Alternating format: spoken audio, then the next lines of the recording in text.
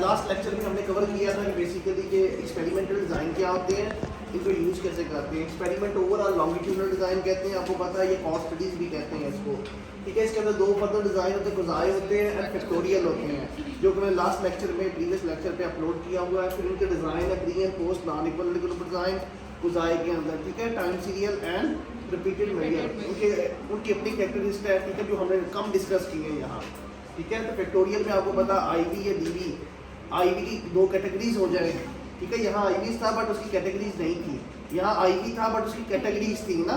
जब आईवी की कैटेगरीज हो बेशक डीवी की कैटेगरीज हो तो वो बन जाता है फैक्टोरियल डिज़ाइन। उसकी कम्बिनेशन मानते हैं 2 × 2, 2 × 3, 2 × 2, 2 वट एवर जितने भी है ना, उसे फैक्टोरियल डिज़ाइन कहते हैं, जो हमने बहुत डिटेल में डिस्कस किया था। तो यहाँ है नॉन एक्सपेरिमेंटल स्टडीज़ बेसिकली, जिसके ऊपर हम आज बात करने जा रहे हैं। 99% पाकिस्तान में यही स्टडीज़ होती हैं, 99% यही स्टडीज़ होती हैं। तो ये एक्सप्लेनेटरी इनको कहते हैं। दूसरी बुक्स में जाएंगे, मैंने आपको कहा ना डिफरेंट बुक्स में डिफरेंट नाम मिलेंगे आपको। शुगलेजी की बुक खोलेंगे तो इसको एक्सपेरिमेंट को एक्सप्लेनेटरी कहते हैं, ठीक है। किसी और बुक में जाएंगे तो इसको एक्सपेरिमेंटल कहते हैं, किसी बुक में इसको लॉन्गिट्यूडनल कहते हैं, किसी बुक में कॉर्ड स्टडीज़ कहते हैं, किसी बुक्स में कुछ कहते हैं। उनके पीछे लॉजिक है। कॉर्ड स्टडीज जब होती हैं, ट्विन स्टडीज़ होती हैं जो मेडिकल में होती हैं, DNA के ऊपर ना, हमारे यहाँ भी होती हैं। तो लॉन्गिट्यूडनल मीन टू से यानी कि ये जो डिज़ाइन है एक टाइम के ऊपर लॉन्गिट्यूडनल स्टडीज़ करना, टाइम सीरियल्स के ऊपर और रिपीटेड मेजर डिज़ाइन के ऊपर ना सालों तक स्टडीज़ करना, वो एफिकेसी और इफेक्टिवनेस के रेफरेंस से होती हैं। तो यहाँ मैं एक चीज़ इंट्रोड्यूस करवाने वाला हूँ, RCD बहुत इंपॉर्टेंट है। ये डिज़ाइन इसका सबसे ब्रॉडर डिज़ाइन है, जो कि विक्टोरिया के अंदर डिज़ाइन आता है। इसमें भी आ सकता है, इसमें भी आ सकता है, दोनों के अंदर आ सकता है, कुज़ाई में भी आ सकता है, ठीक है। इसे कहते हैं रैंडमाइज कंट्रोल ट्रायल। जो हम एक्सपेरिमेंट कर रहे होते हैं वो सिंपल एक्सपेरिमेंट होते हैं, जो कि अभी हमने देखे छोटे छोटे एक्सपेरिमेंट थे, ठीक है। उसमें हम कोई इंटरवेंशन बना नहीं रहे थे, ऑलरेडी बनी हुई इंटरवेंशन को इंट्रोड्यूस कर रहे थे। ऐसा ही था ना, कोई इंटरवेंशन बनी हुई थी उसको इंट्रोड्यूस कर रहे। इंटरवेंशन का मतलब क्या है, जिससे मैनिपुलेशन कर रहे हैं, जैसे आइसक्रीम खिलाना, ये कोई इंटरवेंशन तो नहीं है ना।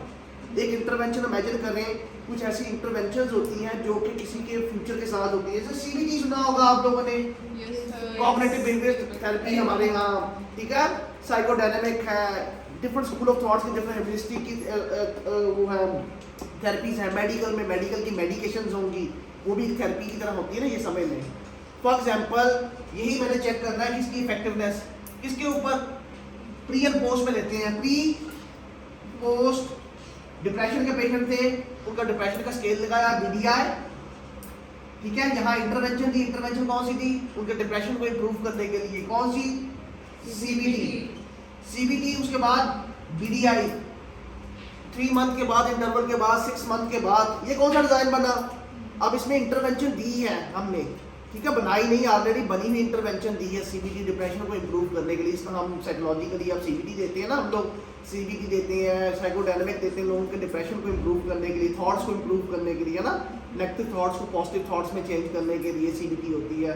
तो ये जो थेरेपी है ना, दिस इज द इंटरवेंशन। ये इंटरवेंशन ऑलरेडी किसी ने बनाई थी, हमने दे दी। ये कौन सा डिजाइन बना, प्री पोस्ट डिजाइन। बट इसमें जो CBT के लोग लिए, आपने डिप्रेशन के लोग लिए हैं, वो एम ही नहीं ले लिया, हज़ारों लोग हैं डिप्रेशन के, पूरे पाकिस्तान में होंगे। आपने कौन से लिए, किसी एक हॉस्पिटल में गए होंगे, उस हॉस्पिटल में से आपने रैंडमली चूज किए होंगे।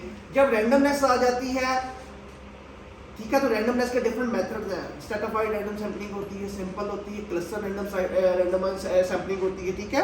क्लस्टर रैंडम सैम्पलिंग होती है, डिफरेंट उसके सैम्पलिंग है, रैंडमाइजेशन के सैम्पलिंग के रूल्स हैं, उनमें से डिफरेंट टेक्निक डिफरेंट टाइम पर लगती है, ठीक है। तो यहाँ प्री एंड पोस्ट डिजाइन के अंदर जब रैंडमाइजेशन आ जाए, प्री एंड पोस्ट के दरमियान रैंडमाइजेशन आ जाए, तो ये डिजाइन बन जाता है pre and post follow up design भी कहते हैं इसको, बेसलाइन डिजाइन भी कहते हैं। बट यहाँ देखिए हमने इंटरवेंशन ऐसी दी थी जो कि पहले बनी हुई है ना, सम टाइम बनी हुई इंटरवेंशन, यहाँ रैंडमाइजेशन नहीं थी। सम टाइम इस तरह की इंटरवेंशन आ जाए जहाँ हमें रैंडमली लोगों को चूज करना पड़े, या फिर सबसे बड़ा रैंडमाइज कंट्रोल ट्रायल, जब आपने कभी ऑलरेडी बनी हुई इंटरवेंशन को दोबारा से मॉडिफाई करना हो। जैसे रोज हम कहते हैं कि फ्राइडियन अप्रोच एप्लीकेबल नहीं है पाकिस्तान में, क्योंकि सेक्शन ओरिएंटेड है ना, सीवीडी के कुछ कंपोनेंट एप्लीकेबल नहीं है हमारे यहाँ मजहब का रोल होना चाहिए, रिलीजन का रोल होना चाहिए। ये इसका मतलब है कि इन थेरेपीज के अंदर भी मॉडिफिकेशन चाहिए अकॉर्डिंग टू दिस कल्चर। ठीक है, जब ये कल्चर के अकॉर्डिंगली इनको मॉडिफाई किया जाता है, अडेप्ट किया जाता है, तो पूरी क्वालिटेटिव स्टडीज होती हैं। थ्योरी बनाते हैं, थ्योरी बनाने के बाद क्वालिटेटिव स्टडी करते हैं, स्टडी करने के बाद इनकी एफिकेसी एंड इफेक्टिवनेस चेक करते हैं। ठीक है, तो यहाँ जब थ्योरी को ऑलरेडी बनी हुई थे यानी कि इंटरवेंशन को आपने मॉडिफाई करना हो, अडेप्ट करना हो या नए सिरे से फर्स्ट टाइम बनाना हो और तब उसके ऊपर एक्सपेरिमेंट करना हो, तो यही डिजाइन जब आप इंटरवेंशन बना रहे थे ये क्या कहलाएगा? Randomise control trial. अगर इसमें से रैंडमाइजेशन आप क्लस्टर के थ्रू कर रहे हैं तो ये क्या बनेगा? RCT, रैंडमाइज कंट्रोल ट्रायल का मतलब क्लस्टर, सी स्मॉल है, क्लस्टर रैंडमाइज कंट्रोल ट्रायल। जो भी सैम्पलिंग की टेक्निक यूज करेंगे आप रैंडमाइजेशन की, वो इस तरह के आएंगे। ये ट्रायल जो होते हैं हमने और यूरोप में ये फर्क है, हम ये एक्सपेरिमेंट करते हैं। ठीक है, हम वही ओल्ड ट्रेडिशनल वे में अभी भी एक्सपेरिमेंट यहाँ भी नहीं करते, अभी तक के जो करते हैं उसमें पता है इनका डिजाइन कौन सा है। तो यहाँ यूरोप यहाँ है, वो लोग सिर्फ इंटरवेंशन यूज नहीं करते, खुद बनाते हैं, बनाने के बाद उसको चेक करते हैं और चेक करने के बाद क्या करते हैं? उसका यूज करते हैं। बहुत सिंपल सी सीवीडी पर फर्स्ट टाइम किसने बनाई होगी ना, अभी जब सबसे फर्स्ट टाइम बनाई होगी तो डिप्रेशन के पेशेंट के लिए सेपरेट चेक हुई होगी, एंजाइटी के पेशेंट के लिए सेपरेट, हर एक के लिए यूज हो सकती है ना, ये साइकोटिक के लिए भी यूज हो सकती है, किसी के लिए फिर यूज होगी, किसी के लिए यूज। आप इसकी क्लिनिकल एफिकेसी चेक करने के लिए क्लिनिकल एफिकेसी याद रखिएगा। अब आपने क्या करना है, यहाँ दो चीजें थी एक्सपेरिमेंट में, RCT randomised control trial, clear? Modify भी कर दिया, अडैप्ट भी कर लिया, इंटरवेंशन डेवलपमेंट तो वो RCT करेंगे, क्लियर? इसमें कोई नहीं, इसकी दो टेक्निक होती है, एफिकेसी, दो वर्ड्स होते हैं, एफिकेसी कर ले एंड इफेक्टिवनेस कर ले। क्या होते हैं? एंड इफेक्टिवनेस, दो वर्ड सुने होंगे, अक्सर टाइटल में लिखा होगा इफेक्टिवनेस ऑफ द CBT, ठीक है, on improvement of depression whatever, या एफिकेसी ऑफ, ये दोनों वर्ड्स सिमिलर हैं अगर देखा जाए तो, बट जब RCT में यूज करते हैं तो इनमें जमीन आसमान का फर्क है। जब RCT में यूज करते हैं तो इन वर्ड्स में जमीन आसमान का फर्क है, एफिकेसी एंड, जैसे ये चेंज हो गए तो पूरे एनालिसिस चेंज हो जाएंगे, पूरी दुनिया ही चेंज हो जाएगी। एफिकेसी जो होती है एक पायलट स्टडी होती है, जो कि 30 के सैंपल के ऊपर, 60 के सैंपल के ऊपर, लोगों के ऊपर एक इंटरवेंशन आप फर्स्ट टाइम बनाते हैं, ये मॉडिफाई करते हैं, उसको ट्रायल करते हैं, आप लोग स्टडी करते हैं, टेस्टिंग करते हैं, किनके ऊपर? स्मॉल सैंपल के ऊपर, बट वो होता है एक्सपेरिमेंट का सैंपल। जैसे डिप्रेशन के पेशेंट दुनिया में तो बहुत है ना, पाकिस्तान में बहुत है, तो पाकिस्तान में आप कितने ले सकते हैं? ट्रायल कर रहे हैं कि CBD की इंटरवेंशन बनाई है कि क्या मेरी CBD जो इंटरवेंशन बनी है वो इफेक्टिव, यानी उसका कोई रोल भी है, पॉजिटिव या नेगेटिव व्हाटएवर। ठीक है, उसके लिए स्मॉल सैंपल होता है, 30 का हो सकता है, 60 का हो सकता है, 100 का हो सकता है। ठीक है, यहाँ स्मॉल सैंपल, जब भी आप यही एक्सपेरिमेंट 30, 60, 100 लोगों के ऊपर करें तो आप क्या कर रहे होते हैं? फर्स्ट टाइम इंटरवेंशन डेवलपमेंट में या मॉडिफिकेशन में क्या कर रहे होते हैं? एफिकेसी चेक कर रहे होते हैं, इसे पायलट स्टडी कहते हैं। ठीक है, अगर एफिकेसी आपको ये बताए कि इंटरवेंशन काम कर रही है तो फिर आप इफेक्टिवनेस पे जाते हैं। इफेक्टिवनेस जो होती है ये होती है 1 मंथ या 6 मंथ व्हाटएवर, 6 मंथ के ट्रायल हो सकते हैं, साल के हो सकते हैं, छोटे से ट्रायल छोटे से लोगों के साथ। जब इफेक्टिवनेस पे जाती है, इफेक्टिवनेस के जो ट्रायल्स होते हैं वो ट्रायल्स होते हैं हजारों लोगों के ऊपर। ठीक है, बहुत ज़्यादा डाटा होता है, फिर वो जो स्टडी होती है सालों की स्टडीज होती है, जैसे लॉन्गिट्यूडनल पढ़ा था ना, 2 साल, 3 साल, 4 साल, minimum 5 year, 7 year, 8 year, 15 years की भी होती है, 50 साल वो स्टडी चल रही होती है, उससे कहते हैं इफेक्टिवनेस। जब एक इंटरवेंशन को आपने बड़े सैंपल के ऊपर और लॉन्गिट्यूडनल वे में करना हो, ठीक है, लंबे 2 साल, 3 साल, 4 साल, तो वो कहती है इफेक्टिवनेस। और एफिकेसी क्या होती है? एक स्मॉल सैंपल, एक पायलट स्टडी के हमारे पैसे बच जाएं। अगर ये इंटरवेंशन इफेक्टिव ही ना हुई, शुरू में ही हम लोगों ने क्या किया, इसको चेक किया 30 के सैंपल के ऊपर या 60 के सैंपल के ऊपर, इसने काम ही नहीं किया, वहाँ इंप्रूवमेंट नहीं की, तो बड़े सैंपल में क्या करेगी? इसका मतलब है इफेक्टिवनेस चेक करने के लिए करोड़ों रुपया चाहिए होता है। ठीक है, करोड़ों रुपया चाहिए होता है, अरबों डॉलर चाहिए होती है इसकी इफेक्टिवनेस को 50 साल के ट्रायल्स के ऊपर। लोगों के घरों में जाके आप लोग ट्रायल देते हैं ना, फिल करवाते हैं, उनके साथ काम कर रहे होते हैं। तो ये ट्रायल जो होती है एफिकेसी ना इफेक्टिवनेस, ये एक दुनिया ही और है, ये रैंडमाइज कंट्रोल ट्रायल्स में होती है जो कि पाकिस्तान में नहीं होते। ठीक है, हाँ करते हैं बहुत कम, एफिकेसी तक जाते हैं जिसमें हम लोग 30 का सैंपल ले लिया तो इसको बहुत बड़ी चीज़ समझते हैं। 100 का सैंपल, वो भी स्टूडेंट का सैंपल, ये कोई बड़ी स्टडी नहीं है। मुश्किल sample, drug addicts, depression, imagine करें ड्रग एडिक्शन के कितने सेंटर होंगे पाकिस्तान में, ओपीडी कितने सेंटर होंगे, शेजोफ्रेनिक के पेशेंट कितने होंगे, तो सालों साल उनके साथ स्टडी कर सकते हैं, यहाँ तो कोई बोर्ड ही नहीं करता, स्टिग्मेटाइजेशन है ना। तो ये स्टडी जो होती हैं वो कम होती हैं, बट होती हैं बट कम, बहुत ही कम, रेयर होती हैं, 0% आप समझ लें। तो कोशिश करके जब से मैं बाहर से आऊँ तो मैं इन्हीं के ऊपर काम कर रहा हूँ, इंटरवेंशन डेवलपमेंट के ऊपर। ठीक है, छोटी छोटी, जैसे कि मैं अभी जापान गया था तो प्रेजेंटेशन में मैंने वहाँ देखा तो मैंने क्रॉस सेक्शन स्टडी की हुई थी, तो क्रॉस सेक्शन प्रेजेंटेशन के लिए गया तो मैं चूज़ किया गया था एशिया में से, पूरे में से उनका ये समझ लें कि मॉडरेटर ना सेशन इंचार्ज चुना गया। तो मुझे खुद नहीं पता था, जब मैं वहाँ गया हूँ तो उन्होंने मुझे कहा आप सेशन इंचार्ज हैं, आपका रूम नंबर ये है, आप प्रेजेंट भी करेंगे वहाँ, आप लोगों को देखेंगे भी ना, आपकी हर चीज़, हर बंदे का इंट्रो बना हुआ कंप्यूटर पे पड़ा हुआ है ना। तो मैं जब गया तो थाईलैंड से एक फीमेल आई थी, वो हार्वर्ड से पढ़ के आई हुई थी ना, तो उसने एक BS4 के बच्चे ने ना, कि रिसर्च का शौक था, तो BS4 के असाइनमेंट करवाई। तो बहुत अच्छा एक एक्सपेरिमेंट, क्या एक्सपेरिमेंट कराया वो छोटा सा RCT के ऊपर, उसने ये करवाया, एक बॉक्स बनाया, मेंटल टार्गेट बच्चे नहीं होते, इंटेलेक्चुअल डिसेबल जिसे हम कहते हैं ना, इंटेलेक्चुअल डिसेबल बच्चों के लिए उन्होंने एक कप बनाया, उस कप के ऊपर 3 तरह के होल किए थे। ठीक है, उसको याद नहीं होता जिसका हम बंद कर देते हैं, 3 तरह के ढक्कन लगाए उसके ऊपर ना, और एक पहला जो ढक्कन था उसमें स्वाद जो था, बड़े कॉइन थे उसमें डालने के लिए, होल पहले में बड़ा था, दूसरे में छोटा था, तीसरे में उससे छोटा था, एक सीक्वेंस के साथ चीज़ें थी।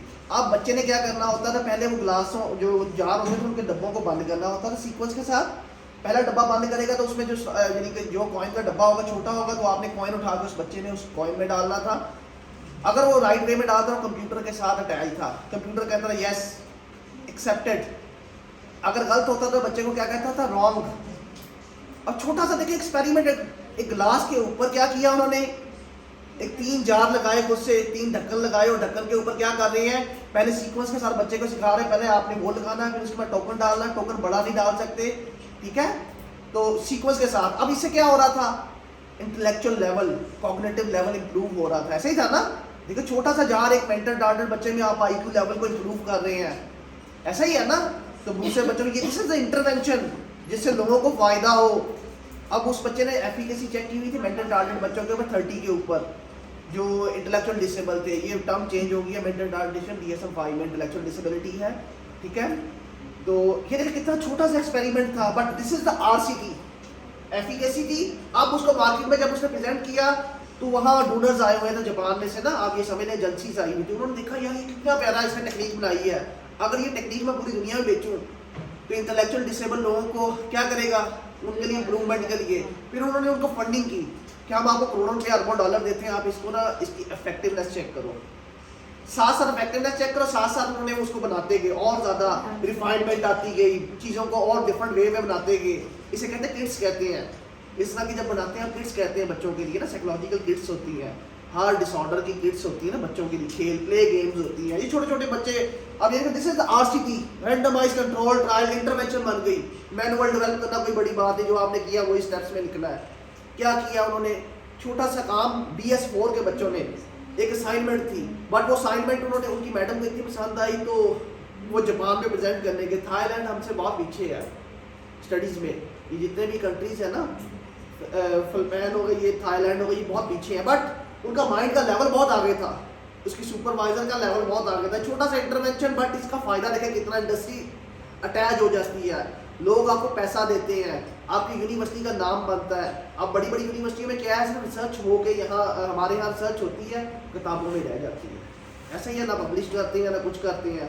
उनके यहाँ रिसर्च भी होती है, पर रिसर्च यूटिलाइज भी होती है, इट्स मीन इंडस्ट्री में जाती है, ऐसा ही है ना। जब इंडस्ट्री में जाती है तो लोग खरीदते हैं उसको, फिर ऑथर को पैसे भी मिलते हैं, सारे के सारे आपके सुपरवाइजर को मिलते हैं, जितने ऑथर्स होते हैं सबको मिलते हैं, यूनिवर्सिटी को और फंडिंग आती है कि इस तरह के प्रोजेक्ट्स करें। हमारे यहाँ इसे कहते हैं इंडस्ट्री लिंक, हमारे यहाँ पाकिस्तान में इस तरह कोई लिंक नहीं है, इसलिए RCT नहीं होती। ऐसा नहीं है कि हमें RCT नहीं आती, पैसा नहीं होता ना। तो this is the one of the important lecture कि what is the RCT factorial के अंदर। लोग इसमें कंफ्यूज हो जाते हैं, मेरा डिजाइन आरसीटी है। जब आप केले केले करेंगे तो ये डिजाइन बनेगा सिंपल सिंपल। जब आप कर रहे होते हैं ऑलरेडी इंटरवेंशन को लिया, उसको मॉडिफाई नहीं किया, उसको इंटरवेंशन को डेवलप नहीं किया, तो फिर कौन से डिजाइन बनेंगे? ये वाले सिंपल, ठीक है, जो मैंने पढ़ाए थे। बट अगर आप मॉडिफिकेशन कर रहे हैं, अडेप्टेशन कर रहे हैं, साथ नई इंटरवेंशन डेवलप कर रहे हैं, तो क्या बनेगा? वो आरसीटी, रैंडमाइज कंट्रोल ट्रायल। यहाँ भी तो रैंडमाइजेशन थी ना, बट यहाँ फैक्टोरियल था। बट जब आप प्योरली कोई इंटरवेंशन डेवलप कर रहे हो तो फिर क्या बन जाते हैं? रैंडमाइज कंट्रोल ट्रायल, ठीक है। अभी मेरे लेटेस्ट ट्रायल्स आए हैं, मेरे स्टूडेंट ने ईसीटी को किया है, एक्सेप्टेंस एंड कमिटमेंट थेरेपी जो है ना, लेटेस्ट थेरेपी आई है। ये सीबीटी और बिहेवियरिज्म का कॉम्बिनेशन है, दोनों के कॉम्बिनेशन से लेटेस्ट थेरेपी बनी है। लोगों को एक्सेप्टेंस देना कि गलतियां इंसानों से होती हैं ना, इंसान है ना, अगर हम आपने आपको एक्सेप्टेंस देकर गलती हुई है, जब आप एक्सेप्टेंस देते हैं तो बेसिकली इनसाइट दे रहे होते हैं अपने आप को ना, अपने आप को इम्प्रूव कर रहे होते हैं अपने थॉट्स को। तो उसने इस थेरेपी को बकायदा ज़्यादा लेके ड्रग एडिक्ट जो लोग होते हैं उनमें जो स्टिग्मेटाइजेशन नहीं होता रिलैप्स के लिए, कि जब मार्केट में बाहर आएंगे तो वो लोग चर्सी कहते हैं, हम लोग वट एवर जो भी ट्रेडिशनल वर्ड्स करते हैं, वो स्टिग्मेटाइजेशन होती है। तो फिर हम ये acceptance and commitment therapy use की थी, इसको मॉडिफाई किया पाकिस्तान में। तो फिर इसके बाद उसके ट्रायल किए हमने एफिकेसी चेक की, क्योंकि इफेक्टिवनेस नहीं चेक कर सकते। तो याद रखिएगा, this is the huge words. लोग ऐवी लगा लेते हैं कि we are checking the efficacy ना, या इफेक्टिवनेस, ये नहीं पता होता इसके लिए सालों चाहिए होते हैं, इसके लिए इफेक्टिवनेस के लिए कितने सालों चाहिए, एफिकेसी होगी, एफिकेसी के लिए सालों चाहिए, ये होगी, ये कंफर्म होगी तो फिर इफेक्टिवनेस पे जाएंगे। हम पाकिस्तानी कहते हैं effect of the this variable on this variable whatever ना। तो जब ये वर्ड यूज करें ध्यान से देखा करें, वर्ड्स का इम्पैक्ट बहुत होता है, छोटे छोटे वर्ड्स होते हैं, आपका बड़ा इम्पैक्ट होता है उनमें। एफिकेसी क्या चीज़ है, इफेक्टिवनेस क्या चीज़ है, किसमें, अगर यहाँ भी हम यूज़ कर सकते हैं ये वर्ड्स, यहाँ इम्पैक्ट यूज़ करेंगे ना, तो ध्यान से वर्ड्स यूज़ करने के साथ ही पूरी टेक्निक चेंज हो जाती है। फिर इसके एनालिसिस भी डिफरेंट होंगे, इफेक्टिवनेस के, इसके भी डिफरेंट होंगे, इनके भी डिफरेंट होंगे, इनके भी डिफरेंट होंगे। ऐसा ही है ना, मैंने आपको कहा था मुझे स्टैट्स नहीं आती, वो यूटिलाइज करने आता है कि कैसे पढ़ाते हैं। तो BS5 पे हमें इसलिए लाया गया कि थोड़ी सी आपकी ओरिएंटेशन डेवलप हो, ठीक है। तो BS8 से हमें ये व्हाटएवर मैं MS और PhD को इस लेवल का पढ़ाता हूँ, तो इसलिए मैंने ये कहा कि कुछ लोग कुछ PhD वाले त्रास कर रहे होते हैं। स्पेशली मैं आजकल वर्कशॉप नहीं करवाता, क्योंकि मैं मेंटली तौर पे ना अपने आप को सुकून चाहता हूँ ना, तो इसलिए इसको चाहा कि जिसको भी चाहिए होगा वो जाके देख लेगा लिंक। मेरे पास आते हैं ये समझाए, कहाँ से समझाऊँ, ये कितना घंटे लगता है अगर आप समझाने में लगे। तो सिर्फ एक डिज़ाइन खोला आपको, तो समझ आ रही ना आप लोगों को, तो मैं उसको लिंक दे दूँगा, आपका भी फ़ायदा, आपको भी कभी यूटिलाइज़ करना पड़े, किसी को भी यूटिलाइज़ करना पड़े, तो ये आप लिंक यूज़ कर लें, ठीक है। आज ये हमने एक डिज़ाइन खोला है जिसके आखिर तक हम गए इंडस्ट्री के साथ लिंक किया। जैसे कभी मैं पोस्ट डॉक करने जा रहा हूँ, फॉर एग्जाम्पल उन्होंने इस फील्ड चेंज करवा दी, I am the writer of the 9 box, ठीक है, मोर देन 19 आर्टिकल, जिसमें से 40 या 50 आर्टिकल, मेरे 50 आर्टिकल टॉप दुनिया के जर्नल्स में हैं। लांसेट का नाम सुना होगा, 80 इम्पैक्ट फैक्टर है उसका, ख्वाहिश करते हैं लोग उसमें, मेडिकल की फील्ड में उसमें। तो मेरे अभी कोरोना के अंदर मुझे बहुत एज मिला, कोरोना में बहुत पेपर मेरे पब्लिश हुए, मेरे 30 से 40 पेपर ऐसे जर्नल्स में पब्लिश हुए जो लोग सोचते हैं। साइकोलॉजिस्ट तो दूर की बात है ना, मेडिकल प्रोफेशनल्स के साथ काम करने को मिला। तो एक चीज़ मुझे मिली जो बड़ी इंपॉर्टेंट थी, जिसने मेरी सोच चेंज कर दी। तो ये सारी चीज़ें मैं कर चुका हूँ। तो फिर एक और चेंज, जैसे जैसे आप ग्रो करते हैं तो ये आपकी फील्ड और दिमाग आपका ग्रो करता है, ठीक है। फिर एक मेरी चीज़ दी गई, मेरे सुपरवाइजर के पास हम मेल करते हैं जब भी पोस्ट डॉक लेना हो PhD के बाद ना, डिफरेंट यूनिवर्सिटीज़ को, उनको अपना प्रपोजल भेजते हैं। मैंने सेल्फ फार्म पे भेजा, तो एक बंदी ने यॉर्क यूनिवर्सिटी में से, वो ऑक्सफोर्ड से पढ़ी हुई हैं, उनके 222 पेपर हैं, ठीक है, ECD के ऊपर 222 पेपर, ऐसे पेपर हैं कि पाकिस्तान में वो काम ही नहीं होगा ऐसी टेक्नोलॉजी के साथ। FMRI, IQ लेवल, इस लेवल के काम है ना। अब वो काम क्या कर रहे हैं, हम लोगों ने काम करना है कि एक रीजन ढूंढना है जहाँ IQ लेवल प्लस मूड आपका कॉरेंट हो, पॉजिटिव मूड, IQ लेवल जहाँ कॉरेंट होंगे तो दिमाग का कौन सा हिस्सा एक्टिव होता है, ये किससे पता चलेगा? MRI नहीं, यहाँ हम बेसिकली बात करेंगे FMRI की, वहाँ FMRI यूज़ होती है, ठीक है, उसमें टेक्निक डिफरेंट है FMRI यूज़ करने के लिए। तो यहाँ ये एरिया भी डिस्कवर है, ये एरिया भी डिस्कवर है, एमिगडाला एंड फ्रंटल लोब आपको पता है ना, सारे एरिया डिस्कवर, बट वॉक्सल उन एरियाज के अंदर हजारों ऐसे एरियाज हैं जिनको डिस्कवर करने की जरूरत है, तो वो लोग यही करते हैं। फिर जब वो कंट्रोल करेंगे, इनको डिस्कवर करेंगे, डिस्कवर करने के बाद इकोसिस्टम है, जब ये एरिया डिस्कवर हो जाएगा, इस एरिया के ऊपर एक्सपेरिमेंट शुरू होंगे कि कब आपका मूड और आईक्यू लेवल कब बूस्ट अप किया जा सकता है, कब इनको दोनों को कोहेरेंट इनकोहेरेंट किया जा सकता है। जंग में अगर आर्मी वाले बंदे चाहिए और जंग पागलों की तरह लड़नी हो तो क्या करें, डिवाइसेस आपके दिमाग में यहाँ लगी हो, है ना, तो बटन दबाया जाए वहां से, उधर से सारे आर्मी वाले पागल हो जाएं, ना जान की फिक्र ना कुछ, सामने वाले को मार दें, मासूम हो या वट एवर जो भी है ना, दिमाग की गेम है, कोई तो ऐसा होगा। तो उन्होंने फिर ऐसा करना शुरू कर दिया कि इसके लिए इकोसिस्टम बनाया। मेडिकल वाले यहाँ बनाएंगे मेडिकेशन जो ब्रेन के इन हिस्सों को कंट्रोल करेगी, इनको इम्प्रूव करेगी अगर किसी का ये हिस्सा डैमेज हो जाए तो दूसरा हिस्सा इलेक्ट्रिकल वाले और सॉफ्टवेयर वाले क्या करेंगे, डिवाइसेस बनाएंगे छोटी छोटी कि इस हिस्से को कैसे इसमें ये समझे कि ब्लड फ्लो है, जिस एरिया में ब्लड फ्लो ज़्यादा जाएगा वो एक्टिव होगा, जिसमें नहीं जाएगा वो नहीं होगा, छोटा सा काम है ना।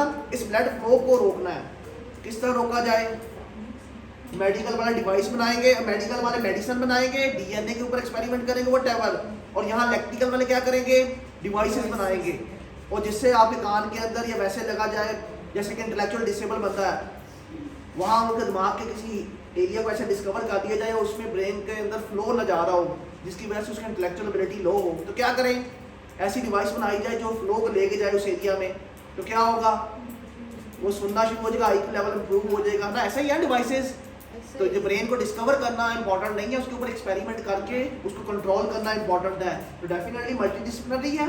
फिर तीसरा जो होगा, इसके जंगों के लिए तैयारी शुरू हो जाएगी, इसी डिवाइसेस को गलत कामों के लिए यूज़ करेंगे जंगों में। जैसा कि अभी मैं पढ़ रहा था कल रिपोर्ट, एक चाइना ने वेपन बनाया था, उसे एक बीमारी, वो माइक्रोवेव वेपन था ना, ठीक है, उसमें ये कहते हैं जिस एरिया में आर्मी के लोग बैठे होते थे उन एरिया में एक वेव्स जाती थी, और जो भी बैठा होता था उस एरिया के अंदर, उस एरिया के अंदर उसके दिमाग के अंदर उसको ऐसे लगता था कि ना घुटन होती थी, सेम पैनिक अटैक की तरह ना, सीटियाँ बजती थी उसके अंदर, दिमाग के अंदर तेज से तेज घबराहट होती थी, वैसे लगता था कि अटैक आने वाला है, डर पैदा होता था टेरिबल। तो वो बंदा वहाँ से, कोई भी आर्मी वाला था, वो अपना मोर्चा छोड़ के, जैसे ऐसे जिन्नों वाली सिचुएशन नहीं होती कि जिन आ रही होगा, जब कोई चीज़ आ गई है, this is the weapon.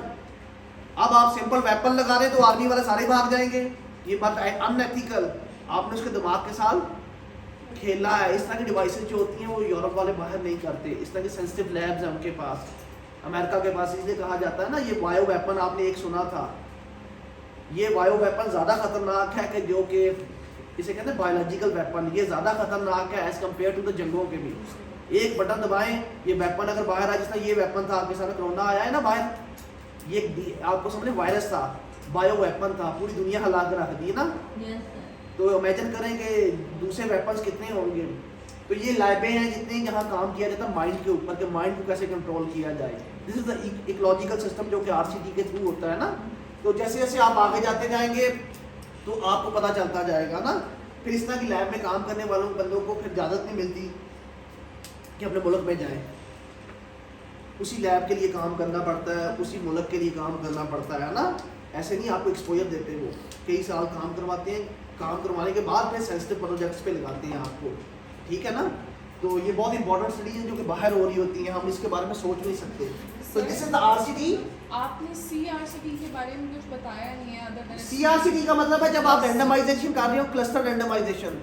Cluster randomisation ये होती है कि स्कूल में बच्चे लेने हैं आप लोगों ने, यहाँ यूनिवर्सिटी में क्लस्टरली, फॉर एग्जांपल आप मिनिस्ट्री के पास जाते हैं, मिनिस्ट्री ऑफ एजुकेशन, उन्हें कह रहे हैं पिंडी के बच्चे लेने हमें स्कूल दे, वो कह रहे हैं एपीएस ले ले। अब एपीएस में सारे एपीएस तो नहीं ले सकते, वो कहेंगे पिंडी के जो सदर के अंदर एपीएस है ना, वो वाले स्कूल ले ले। अब देखिए आपने डाटा को नैरो डाउन किया और क्लस्टर बनाया, क्लस्टर बना के इसने पिंडी के स्कूल दिए, पिंडी के स्कूलों में से कौन से लिए हैं, सदर वाले। ये क्लस्टर बनाया ना आपने, इस क्लस्टर के अंदर कौन से स्कूल आ रहे हैं, एपीएस जो सदर में आ रहे हैं, ऐसा ऐसे, और उनमें से बच्चों को आपने रैंडमली चूज करना है ना स्कूल्स में जाके।